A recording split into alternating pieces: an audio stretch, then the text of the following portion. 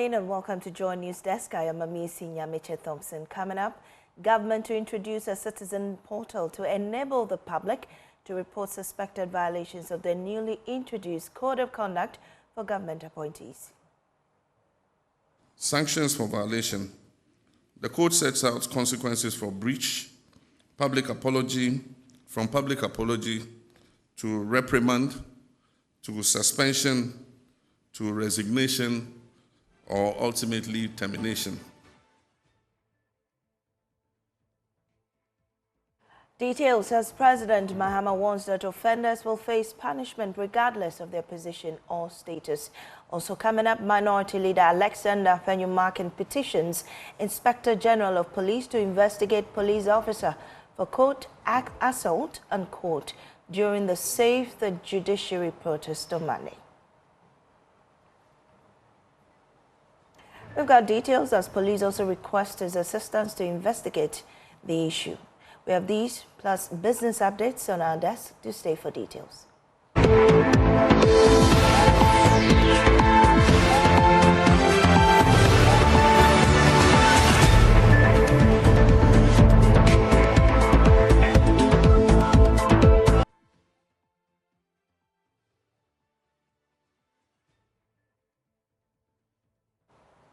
In our first story, government is launching an online portal for citizens to report violations of a new code of conduct for public officials unveiled by President John Mahama at the Jubilee House.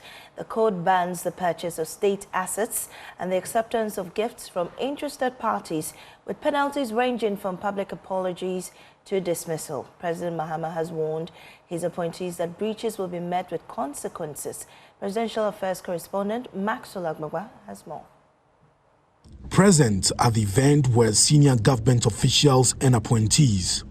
President Mahama used the occasion to outline a new code of conduct which clearly defines how government appointees are expected to carry themselves in office. In his speech, the president issued a strong warning that any appointee who fails to declare their assets by Wednesday, May 7, 2025, should consider themselves automatically dismissed. In addition to dismissal, such individuals have already forfeited 3 months of their salaries. For all those who are appointed or nominated before 31st March 2025 and failed to meet the deadline, you are to forfeit 3 months of salary to be donated to the Ghana Medical Trust Fund, named after me, Mahama Cares. In addition to 1 month's salary that I've asked all appointees to donate to the Mahama Cares Trust Fund. So it means that those who omitted to declare assets by the date, you are paying 4 months' salary to Mahama Cares.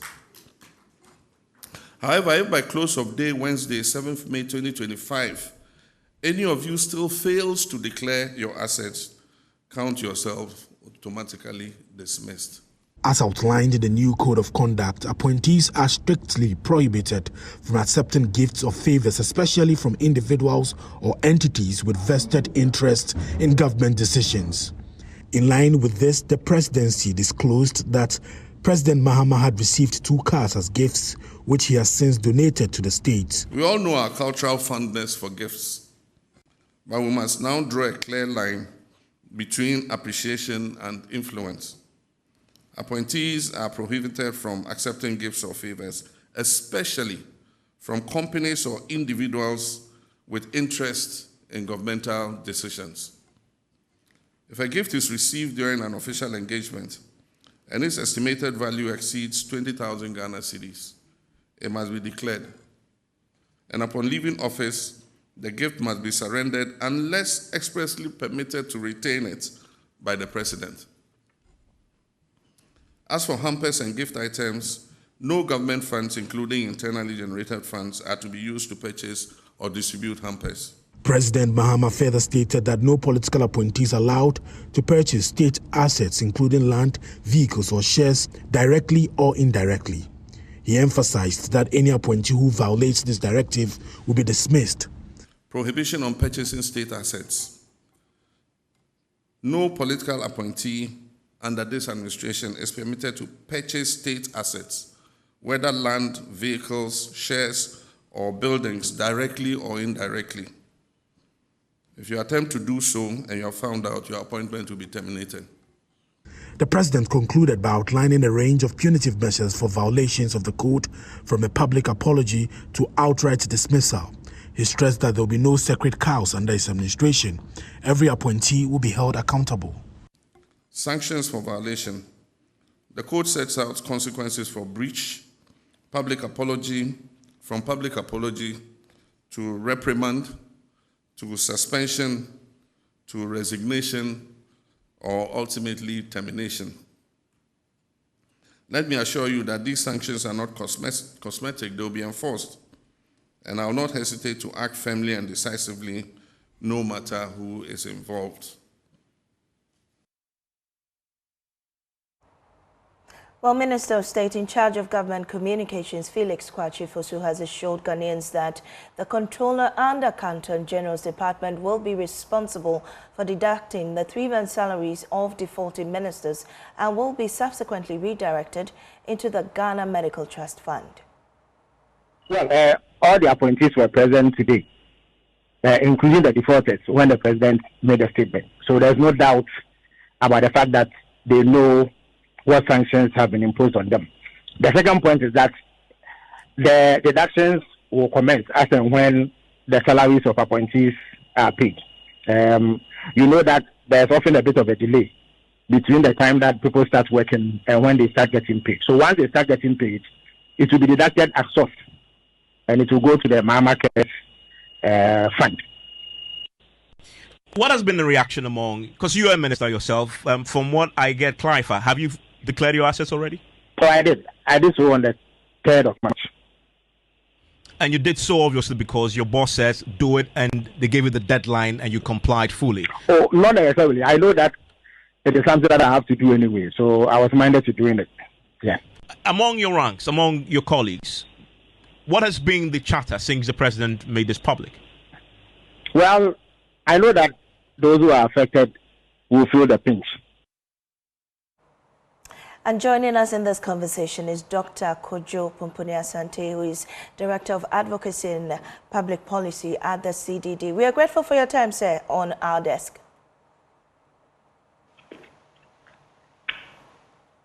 Hello?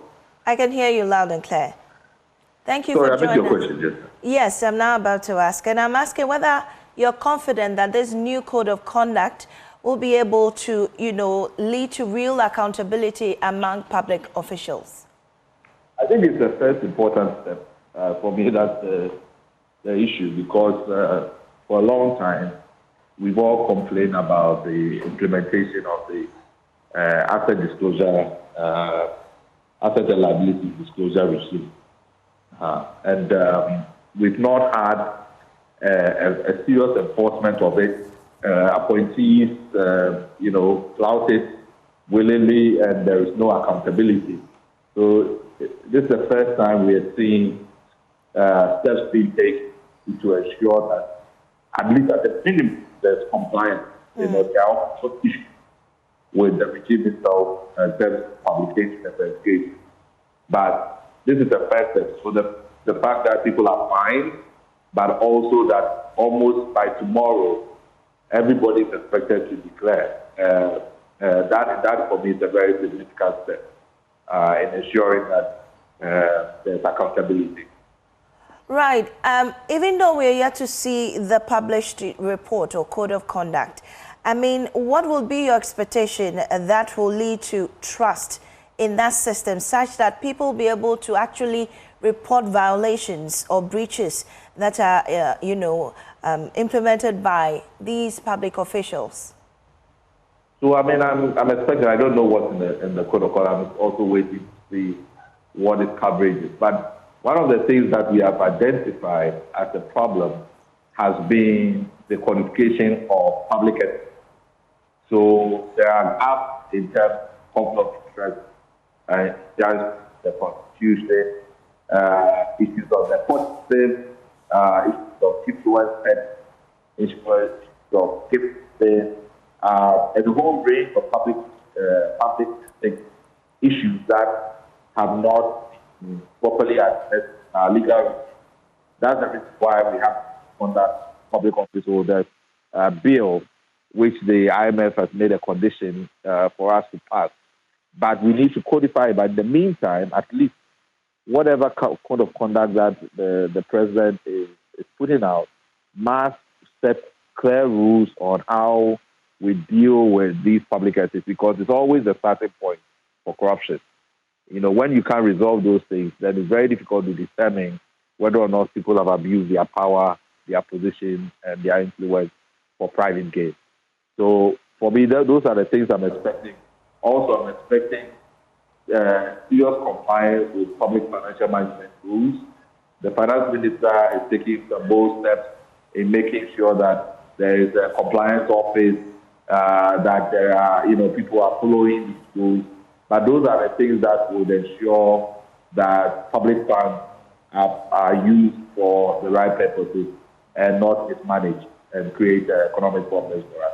I know you're very busy this morning, and I'll let you go off briefly. But briefly, what role will civil society, play in ensuring that public servants comply with this code of conduct? I think the most important component of ensuring that this actually is effective is that there's enough transparency. So we want the Auditor General to be publishing periodically those who have complied with the asset request. And there's a lot more people beyond political appointees who are supposed to comply. At the minimum, anybody whose income is the equivalent of a director or above a director of the civil service is supposed to declare their assets and liabilities. Remember, it's not just assets, but also liabilities. So we want a publication of that list periodically from the Auditor General so that we all can ensure that everybody is complying with the process. It helps us to prevent some of the challenges that we have had with accountability and corruption. But should this code of conduct be transcribed into law? Well, as I said, there's already a code of conduct for public office holders bill, which, the previous regime went to cabinet and we never saw the light of day. It is still, as I said, an issue for IMF conditions, which we have to try and formally pass the law so that these public ethics rules are codified. All right. I'm grateful for your time, sir, on our desk. And Dr. Pomponi is Head of Advocacy and Policy Engagement at the CDD. Meanwhile, a former Auditor General, Daniel Domelevo, has called on President John Mahama to adhere strictly to his directives. Hearing what the president has done or is doing, for the first time in the history of our constitution, the assets and liabilities declaration is being taken serious. And Mensa, if you remember, I've said time and again that whenever there are no consequences for misbehavior, impunity takes over. And I am very happy that the president has sanctioned the people involved and he's ready to put in additional sanctions. I think it is in the right direction. I called for outright dismissal, but well, he has tempered justice with mercy. And he didn't stop there. He said, if you misbehave again, or if you do me again, the ultimate may happen. You may be sent home. So I thumbs high or kudos to His Excellency the President. I think this is a good move. They are forfeiting 3 months' salary. Is that enough? It is. In the past, what happened? It is just like go and sin no more. You remember that former government appointees, including Chief Justice and Electoral Commissioner and high-profile officers, they were only told go and declare, and that was it. Nothing happened. At least losing a month's salary, I think, is significant enough. These are 3 months' salaries, and I think it is good, and I cannot fault the president in any way. But to say that he should ensure it is done so that people would take the provision in the constitution for granted any longer. And Former Auditor General Daniel Domlevo there speaking to my colleague Evans Mensah. Well, away from that, Minority Leader Alexander Afenyo-Markin has formally petitioned the Inspector General of Police to investigate an incident between himself and a uniformed police officer during Monday's Save the Judiciary demonstration. This is after the police had formally requested the Speaker of Parliament, Alban Bagbin, to release Mr. Afenyo-Markin to assist in investigations following the allegations that he assaulted the officer. We'll share a statement from Mr. Afenyo-Markin and the police shortly, but first a recap of the demonstration by Michael Ashali. It's a bit chaotic.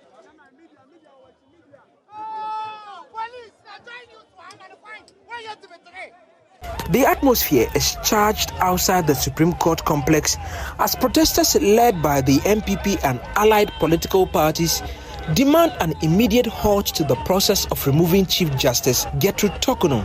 The protesters submitted petitions to the judiciary, parliament and the presidency, warning of more actions if their demands are not met. This protest follows a determination that 3 separate petitions submitted to the presidency establish a prima facie case for the Chief Justice removal. But the MPP is pushing back hard.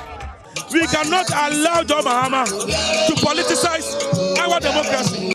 And they should know that whoever is elected as the president will go with their CJ. And whoever is elected, they will come with their CJ and go with their CJ. After minutes of chaos and a struggle to squeeze through the single entrance, the protesters made their first stop at the judiciary where they submitted their petition. Minority Leader Alexander Afenyo-Markin urged the judiciary to consider a nationwide sit-down strike. Let your conscience prick you so that you would also be the next to protest and do a sit-down strike, because it has happened before when Georgina Wood came under attack. Jusak rose to her defense and that stopped that amongst government. The protest then moved to Parliament, where the group was received by the Clerk of Parliament. It is tyranny cloaked in the robes of democracy. His every gesture speaks to a sinister agenda to break the constitution and amend it and prolong his grip on power, abetted by a judiciary he is desperate to capture. In other words, the president is looking forward to using the judiciary for a third term. Finally, the protesters made their way to the Jubilee House, facing resistance in accessing the inner perimeter. Afenyo-Markin expressed hope that the presidency will give their petition the serious attention it deserves. We believe that what is happening is not good for us. This issue of you do me, I do you. There must be an end to retaliatory politics. We hope that it shall receive the needed support for the Chief Justice to go back to her office and do her work. But these remarks drew a sharp response from Deputy Chief of Staff Stan Dogbe.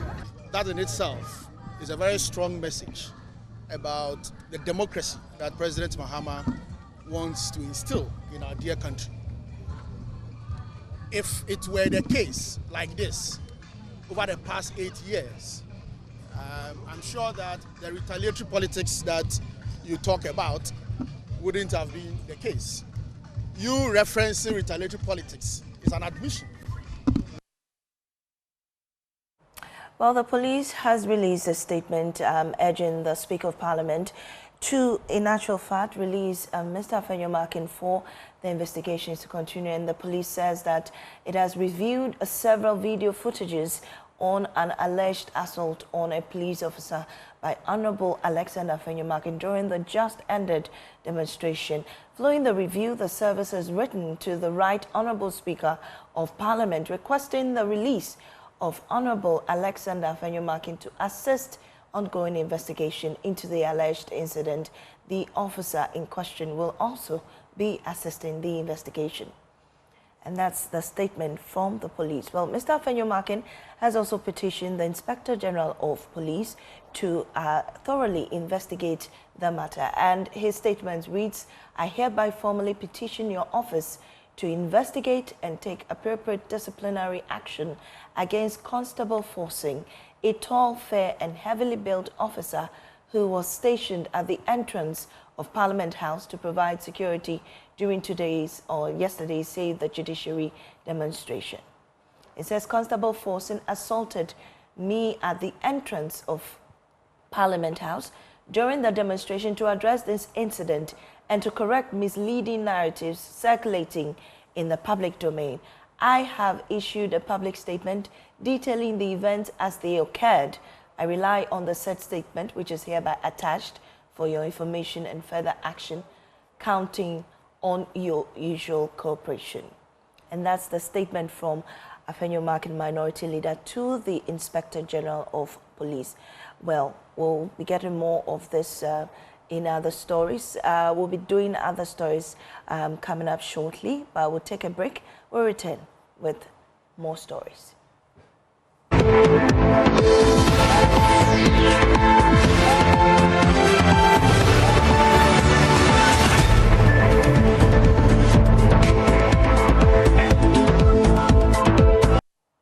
Welcome back to News Desk. In other stories, the livelihoods of thousands of traders are hanging by the thread at the Kejetia market in Kumasi as the trading center continues to grapple with faulty firefighting installations and traders' blatant disregard for safety precautions. Fire cabinets, sprinklers, smoke detectors implanted at the market have yet to find the purposeful or use even after a major fire razed at least 20 shops. In today's episode of Breaking the Fire Cycle series, Emmanuel Brightbeku visited the market and reports. On March 15, 2023, the usual trading at the Kejetia market had neared its conclusion until a major fire devastation tore through portions of the market. Traders left helpless as they escaped the fire scene without even looking back to salvage their goods. The market, which supposedly had a better fire system, failed to save the millions of items contained in shops caught up in the blaze.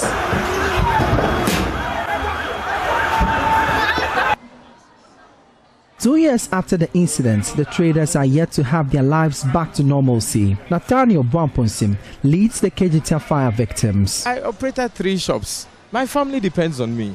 And now I'm not working for like 2 years. You know, it's not easy. The people at home who even call you to also ask you money. Being the leader of the fire victims, at times you have to go to an extent of asking people money just to support. And that is so bad. That is not the life we used to live. We were okay, if not this fire incident.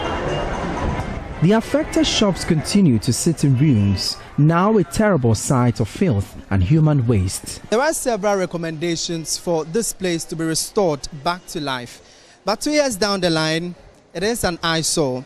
It is now engulfed in filth. And I must say that this place, we understand, trickles with some sewage coming from upstairs. And the traders here are helpless. They are hoping that something could be done urgently to restore this place. Sometimes whenever I come to this scene, it makes me feel like crying. Well, news just coming in. Former Secretary of the International Committee Against Illegal Mining, Charles Bisu, has been granted a 200,000 Ghana cedi court bail with 2 sureties, one to be justified. The accused person has also been ordered to submit his passport to the court registrar and report to the Office of the Special Prosecutor once every month. His accomplice, Thomas Owusu, has also been granted same bail conditions. Mr. Bisu is accused of receiving bribes and accepting gifts as a public officer to bypass legal requirements for mining license approvals. Let's get some details from our legal affairs correspondent, Latif Idris, who joins us on the line. Latif, give us the updates of what's happening in the court. Yeah, Mami, you are absolutely right with that submission right there. It just happened, just been delivered there at the High Court. And what you left out is the fact that Charles Bisu has to seek the express permission from the court before embarking on any foreign travels. So as it stands, Charles Bisu is unable to move out of jurisdiction without the express permission of this criminal court that has just granted him that bail What is left now, if indeed Charles Bissiou is to let go on this bail condition, is for him to meet the bail condition.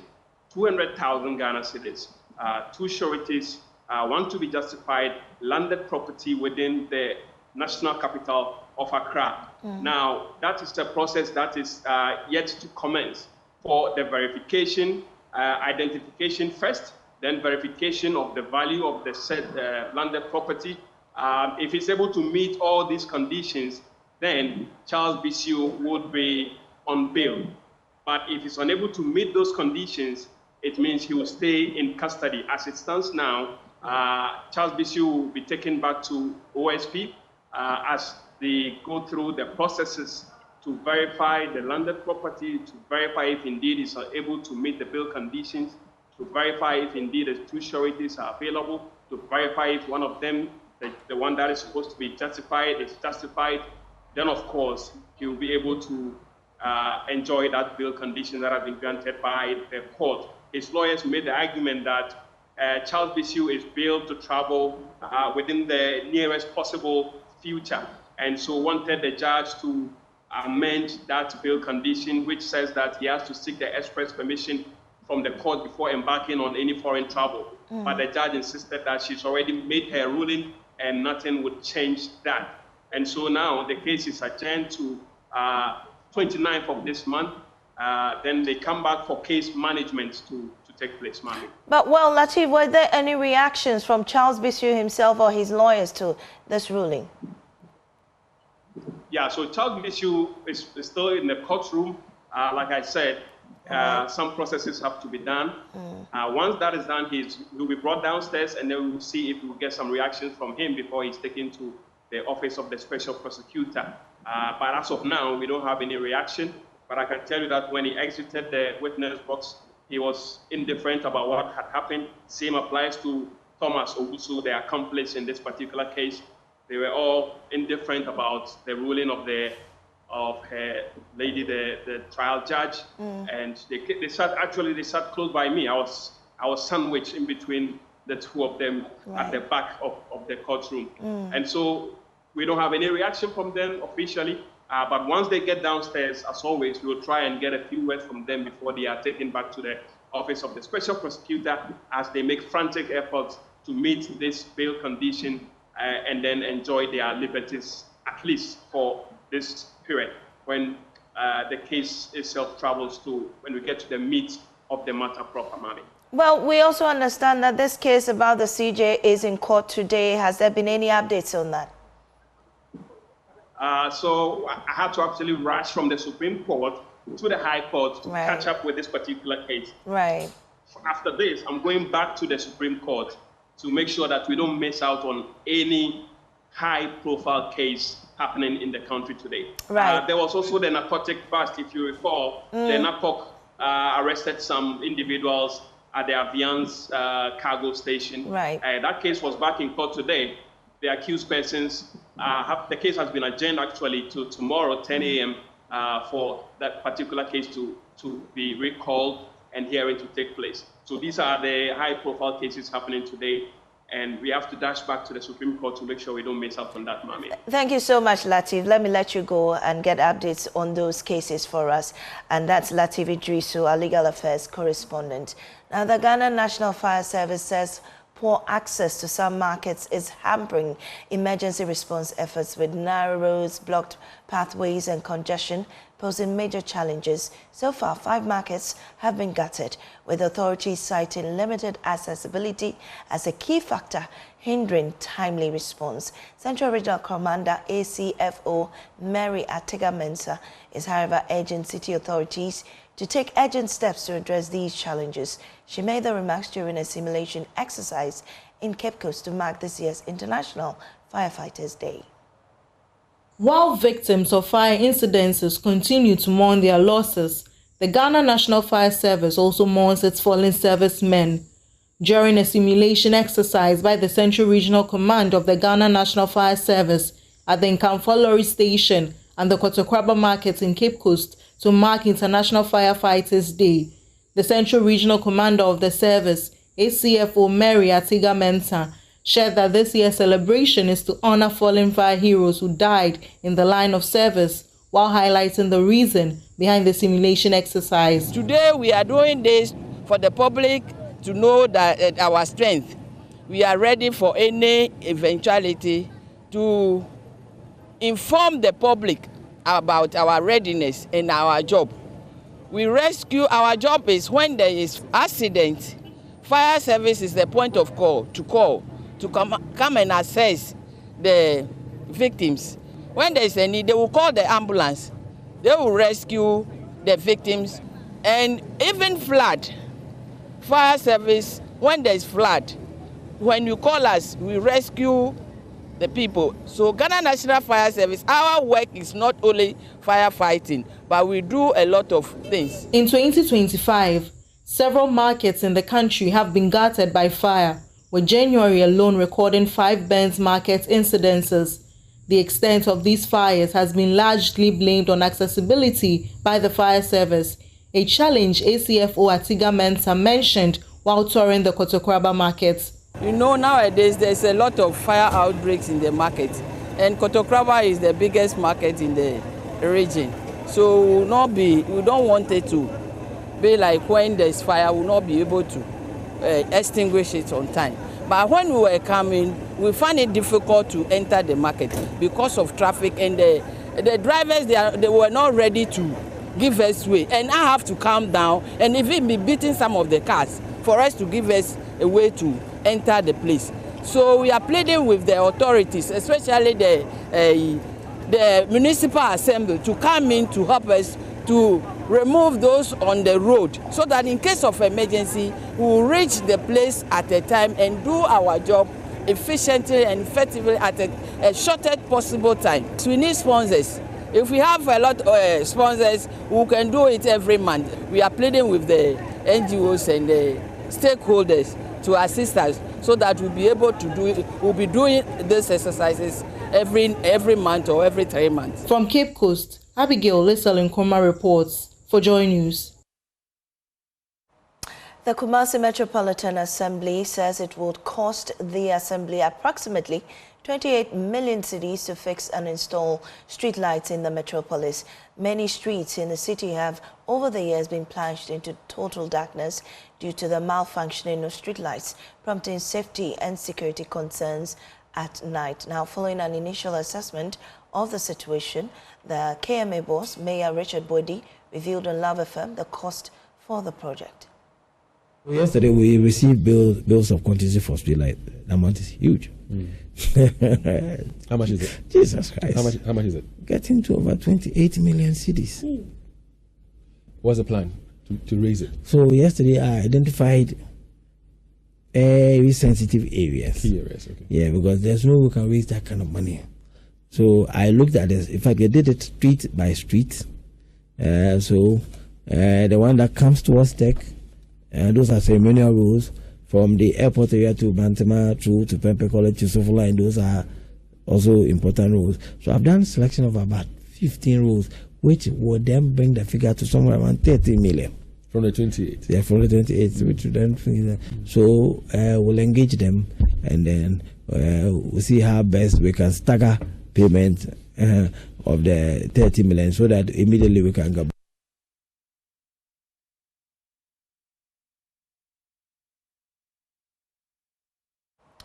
You're still listening to Joy News Desk. We'll take a break. We'll be right back with business.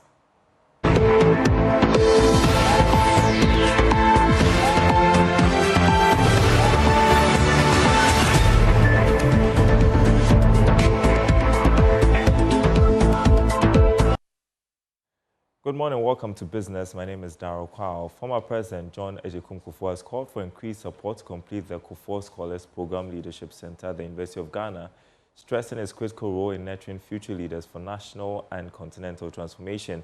He made the appeal during the program's 10th anniversary and 6th graduation ceremony held in Accra. The 10th anniversary of the Kufuor Scholars Program also marked the graduation of its 6th cohort celebrated under the theme Redefining Africa's Future to the Sharpest Minds. Addressing the ceremony, board chairman and former president of Ghana, John Agyekum Kufuor, appealed for support to complete the KSP Leadership Center at the University of Ghana campus. So the university gave it to us, and I thought I could do it all by myself. Whatever resources I could put together, I'm hoping I would finish the thing in no time. But then the thing has gotten to a point. You see the structure all right, roofed. As I sit here, I want to confess to you, I think the old man is a bit exhausted now, quite spent. So I want to use this occasion to renew my appeal for partnership. Partnership to complete that structure, the human resource. So it's a necessary first step to take. And when we finish that structure and commission it, it's going to be a major landmark on the campus of Legon. Former Second Lady Samira Bawumia urged graduates to stay determined. What I call the power of a helping hand. All of us, or most of us, can say without doubt that along their journey, somebody made an impact on their lives. There was somebody or something that made it a turning point for you, something that inspired you from basic to better, or someone who held your hand from basic to better, somebody who held your hand and moved you forward and moved you up, who made you feel it's okay, and who moved you into greatness. But what does it mean? The second power that you wield. So for all of you who have graduated, who are in this program, you have experienced firsthand the power of a helping hand. PwC Ghana's Vish Ashagbo reaffirmed support for the program's sustainability. And it's all about leadership. And that is why we at PwC are proud to be associated with the Kufuor Scholars Program, because we see a lot of alignment between the values that you're promoting, the discipline that you are instilling, the excellence, the integrity, the ethics, all of which basically I can summarize into the word leadership. So as you go forward, I'll encourage all of you to continue to learn. I heard at the beginning of the session a phrase that said, learn, unlearn, and relearn. And I think that's very appropriate because the world around us continues to change. But to the extent that you imbibe those values of integrity, of ethics, and then continue to grow as leaders, I have no doubt that you'll be successful.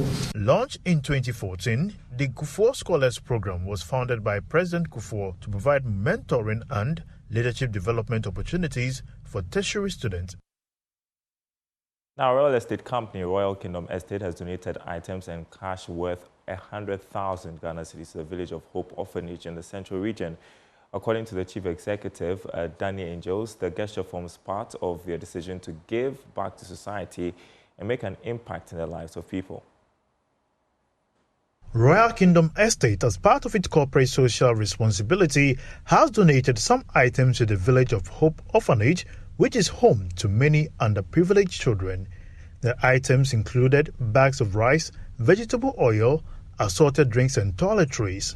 According to the Chief Executive of Royal Kingdom Estate, Danny Angels, the gesture showcases their resolve to support members of the society. Over the years, our corporate social responsibility has been very expansive. Our story of from nothing to where we are today actually encourages us to give back to society.